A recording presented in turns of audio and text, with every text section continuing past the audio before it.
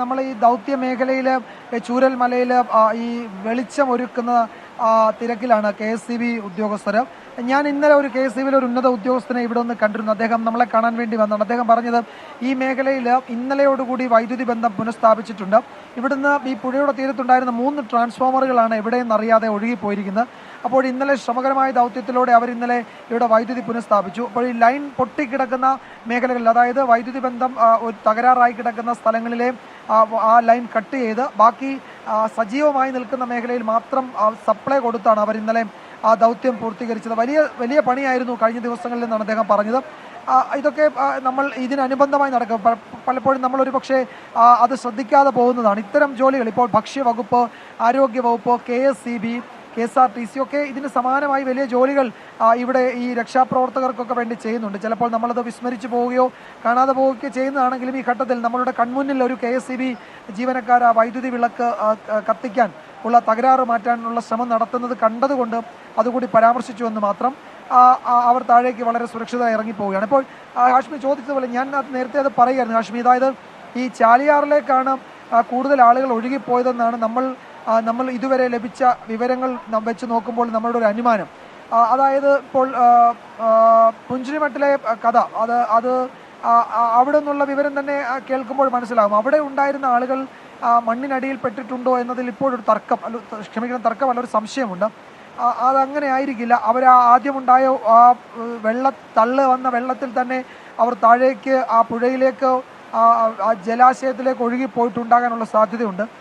അതിൽ പിടിച്ച് കിടക്കാൻ കഴിയുന്നവർക്കൊക്കെ ഏതെങ്കിലുമൊക്കെ വഴിയിലൂടെ കരകയറാൻ പറ്റിയിട്ടുണ്ട്. അല്ലാത്തവരെ ആ പുഴയുടെ ഒഴുക്കിലേക്ക് അവർ പോയിട്ടുണ്ടാകാം എന്നാണ് ആശങ്കപ്പെടുന്നത്. അതുകൊണ്ടാണ് ഈ ചാലിയാറിൻ്റെ തീരത്ത് ഇത്രയും ചേതനേറ്റ ശരീരങ്ങൾ വന്ന് അടിയുന്നത്. അപ്പോൾ ഇനിയും അവിടെ നിന്നുള്ള സങ്കട വാർത്തകൾ നമ്മൾ ഈ ദിവസങ്ങളിലും കേൾക്കേണ്ടി വരും എന്നത് വലിയ ഞെട്ടലോടെയാണ് നമ്മൾ മനസ്സിലാക്കുന്നത്. കാരണം ഇപ്പോഴും അത്തരം വിവരങ്ങളാണല്ലോ അവിടെ നിന്ന് വന്നുകൊണ്ടിരിക്കുന്നത്. ഇപ്പോൾ നിലമ്പൂർ ആശുപത്രിയിലാണല്ലോ ഏറ്റവും കൂടുതൽ മൃതദേഹ അവശിഷ്ടങ്ങളോ സൂക്ഷിച്ചിരിക്കുന്നത്. അപ്പോൾ അത്തരം സങ്കട വാർത്തകൾ ഇനിയും നമ്മൾ അവിടെ നിന്ന് കേൾക്കേണ്ടി വരും എന്ന് വേണം നമ്മൾ ഭയപ്പെടേണ്ടത്, അല്ലെങ്കിൽ ആശങ്കപ്പെടേണ്ടത്.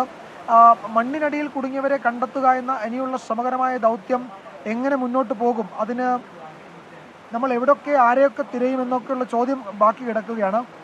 അതിന് ഇനിയിപ്പോൾ എന്താണ് ജില്ലാ ഭരണകൂടമൊക്കെ ഒരു ഉത്തരം തരട്ടെ എന്ന് മാത്രമേ പറയാൻ കഴിയൂ. ഇപ്പോഴും നമ്മൾ ദൃശ്യങ്ങളിൽ കാണുന്നത് വീണ്ടും അതിശക്തമായ മഴ ഇവിടെ പെയ്യുകയാണ്. ഇടയ്ക്കൊന്ന് തോർന്നു വീണ്ടും മഴ കനത്തു പെയ്യുന്നു. പുഴയിലെ നീരൊഴുക്ക് കൂടിയിട്ടുണ്ട്. അങ്ങ് ദൂരെ ആ തേയിലത്തോട്ടത്തിലെ റോഡിലൂടെ ആളുകൾ എന്ന് വെച്ചാൽ രക്ഷാപ്രവർത്തനത്തിന് രാവിലെ ഇവിടുന്ന് പോയവർ അവർ സംഘങ്ങളായി തിരികെ വരികയാണ്. ഇനിയിപ്പോഴും അവർക്ക് അവിടെ ഇന്നൊന്നും പ്രത്യേകിച്ച് ചെയ്യാനില്ല എന്നുറപ്പുള്ളത് കൊണ്ട് അവർ വരികയാണ്. അവർ ഇനിയിപ്പോൾ തീരത്തേക്ക് വരികയാണ്. ഇന്നലെ അവർ വരുമ്പോഴേക്കും നേരത്തെ ഉണ്ടായിരുന്ന പാലം മുങ്ങിയിരുന്നു. അപ്പോൾ ആ അവസ്ഥ ഉണ്ടാവാതിരിക്കാൻ ഇന്നപ്പോൾ അവർ കുറെ കൂടി കരുതലോടെ ഇങ്ങ് പോരുകയാണ്. എന്നാലും ഇന്നത്തെ താൽക്കാലിക പാലത്തിന് ആ പ്രതിസന്ധിയില്ല. അത് ജലത്തിൽ കുറച്ചുകൂടി ഉയർന്നാണ് നിൽക്കുന്ന, പ്രശ്നമില്ല. അതിലൂടെ കടന്നു വരികയും ചെയ്യാം. കൂട്ടമായി അങ്ങ് ദൂരെ ആ ഏലത്തോട്ടത്തിലെ വഴിയിലൂടെ രക്ഷാപ്രവർത്തകർ താഴേക്ക് മടങ്ങി വരുന്ന ദൃശ്യങ്ങൾ കാണുന്നുണ്ട്. നേരത്തെ ഇതിനോടകം തന്നെ 100-100 അധികം ആളുകൾ പല സംഘങ്ങളായി ഇതിനോടകം ഇക്കരെ വന്നിരുന്നു. ആർമിയുടെ ജോലി വളരെ ദ്രുതഗതിയിൽ പുരോഗമിക്കുന്നുണ്ട് എന്നുള്ളതാണ് നമ്മൾ മനസ്സിലാക്കുന്നത്. മഴ അവരുടെ ജോലിയെ തടസ്സപ്പെടുത്തിയിട്ടില്ല. ഈ പ്ലാറ്റ്ഫോമുകളിൽ ലോഹപ്പാളികൾ ഉറപ്പിച്ച് വാഹന ഗതാഗതം ഇന്ന് വൈകിട്ടോടുകൂടി പുനഃസ്ഥാപിക്കാനുള്ള നീക്കമാണ് അവർ നടത്തുന്നത്. നേരത്തെ അവർക്ക് പ്രതികൂലമായിരുന്നത് ഈ ലോഹപ്പാളികളും അതിൽ ഉറപ്പിക്കേണ്ട പ്ലാറ്റ്ഫോമും എത്താൻ വൈകിയതായിരുന്നു. അത് വീണ്ടും എത്തിയതോടുകൂടി ജോലി കുറെ കൂടി വേഗത്തിലായി.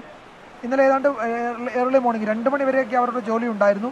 ഇന്ന് വീണ്ടും രാവിലെ അവരുടെ ജോലി തുടരുകയും ചെയ്യുന്നുണ്ട്. അപ്പോൾ ആർമി താൽക്കാലിക പാലം ഇന്ന് തന്നെ ജനങ്ങൾക്ക് വേണ്ടി അവിടെ സമർപ്പിക്കുമെന്ന് ഉറപ്പാണ്. അപ്പോൾ അതിലൂടെ നാളെ മുതൽ ഗതാഗതം യോഗ്യമാകും.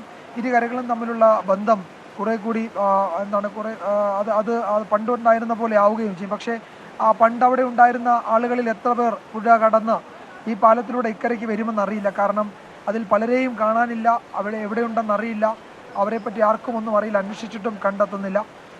അതിൽ പലർക്കും പരിക്കേറ്റിട്ടുണ്ട്. അങ്ങനെയൊക്കെയുള്ള വിവരങ്ങളുണ്ട്. അപ്പോൾ ഈ പാലം സജീവമാകുമ്പോഴും ആ പാലം കടന്ന് പണ്ട് സ്ഥിരമായി മേപ്പാടിയിലേക്കും കൽപ്പറ്റയിലേക്കും പോയ ആളുകളിൽ എത്ര പേർ അവശേഷിക്കുന്നു ജീവനോടെ എന്ന ചോദ്യത്തിന് ഉത്തരമില്ല. ഈ നേരത്തെ ഞാൻ പറഞ്ഞ എസ്റ്റേറ്റിലെ തേയിലത്തൊഴിലാളികൾ താമസിച്ചിരുന്ന ലയമൊക്കെ പുഴ എടുത്തുകൊണ്ടുപോയി. അതിലൊക്കെ ഉണ്ടായിരുന്ന ഇതര സംസ്ഥാന തൊഴിലാളികളായ ആളുകൾ എവിടെയാണെന്ന് അറിയില്ല. അവരുടെയൊക്കെ കണക്ക് നമ്മളുടെ മിസ്സിംഗ് കണക്കുകളിലൊന്നും വരുന്നുമില്ല. അപ്പോൾ അങ്ങനെയുള്ള പ്രതിസന്ധി കൂടിയുണ്ട്. അപ്പോൾ അതിൽ ആശയക്കുഴപ്പം തുടരുന്നുണ്ട്. അത് പരിഹരിക്കേണ്ടത് അതോറിറ്റികൾ തന്നെയാണ്, സർക്കാർ. എന്തായാലും ആ മിസ്സിംഗ് കണക്കുകളുടെ കണക്ക് വരും ദിവസങ്ങളിൽ അത് ഒന്നുകൂടി ക്ലാരിറ്റി ഉണ്ടായേ മതിയാവുകയുള്ളൂ. അതിന് കാരണം ഇനിയിപ്പോൾ ഇന്നും നാളെയും ഒക്കെ നമുക്ക് മുണ്ടക്കൈ എന്ന ഒരു മുണ്ടക്കൈ എന്ന അല്ലെങ്കിൽ ചാലിയ എന്ന് പറയുന്ന ഒരു ലക്ഷ്യകേന്ദ്രമുണ്ട്. പക്ഷേ കൂടുതൽ ആളുകൾ ഏത് മേഖലയിലാണ് എന്നൊക്കെയുള്ള ഒരു അസസ്മെൻ്റ് ഇല്ലാതെ അത് കഴിഞ്ഞ് അങ്ങോട്ടേക്കുള്ള ഒരു രക്ഷാദൗത്യം എത്രത്തോളം പ്രാക്ടിക്കലാകുമെന്നറിയില്ല.